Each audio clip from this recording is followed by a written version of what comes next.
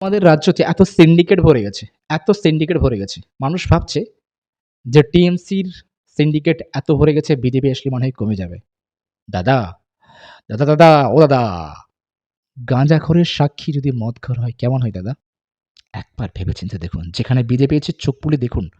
এখন সোশ্যাল মিডিয়াতে সবকিছু দেখা যায়, সবকিছু বোঝা যায়। একবার অবজার্ভ করুন যে আপনার পাশের যে রাজ্যগুলো আছে, সেখানে তো বিজেপি শাসিত রাজ্য।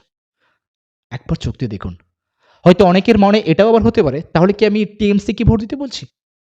না, সেটাও বলছি না। আপনি যাকে ভোট দেবেন একবার ভেবে চিন্তে ভোট দিন। আপনার একটা ভোট অনেক মূল্যবান দাদা, অনেক মূল্যবান। যা আপনি নিজেও জানেন না। অনেকেই ভাববেন, "আরে আমার তো একটা ভোট, দিয়ে দিই না।" না দাদা, আপনার মতো এইরকম যদি প্রায় একই চিন্তা করে, তাহলে এখানেই শেষ।